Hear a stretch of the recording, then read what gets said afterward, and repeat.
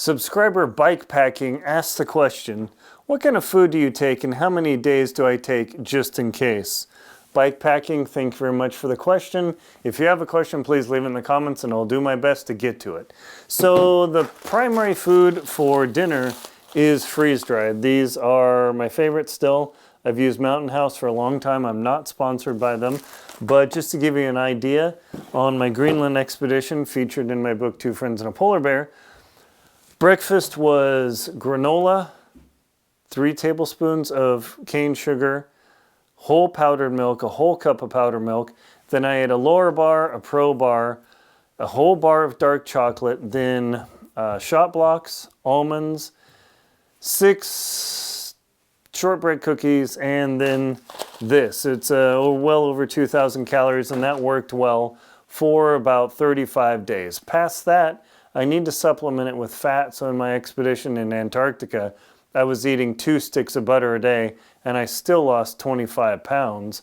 Over 3 months, Greenland was so much tougher we couldn't take the butter, so I lost 25 pounds in 30 days. It was pretty intense. If you want to learn more about it, check out Adventure Expedition 1.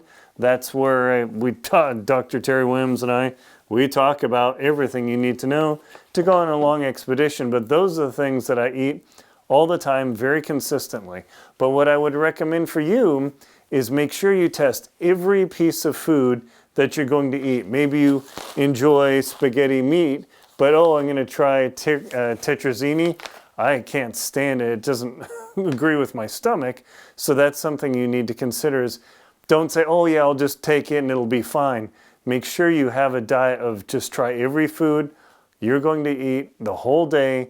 Give it a spin, so that way when you get out and you're adventuring, you don't run into a problem. As far as your question about how much food to bring, if I have 35 days scheduled, I will bring 35 days, but for every 10 days I'm out there, I bring a spare unit of mashed potatoes. Fully powdered, dried, all you do is add hot water and you got an instant meal.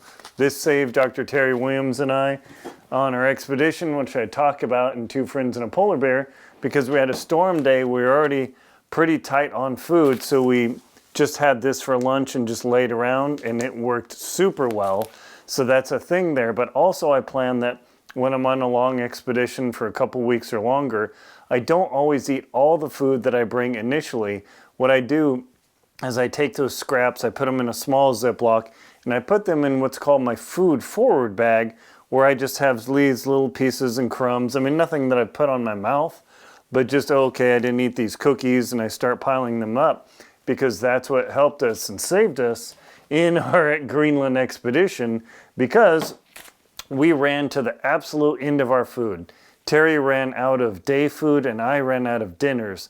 So I would also bring, on a long expedition like that, let's say I have 35 scheduled days, I would bring a 36th dinner, because also we had to eat our first dinner unexpectedly just because of scheduling, but definitely bring a spare thing of potatoes for every 10 days, even 5 days. If I was on a 5-day backpack trip, I would bring a spare pair of this just because it saved us so much. So definitely make sure not to think of food, think of how many calories you need to consume.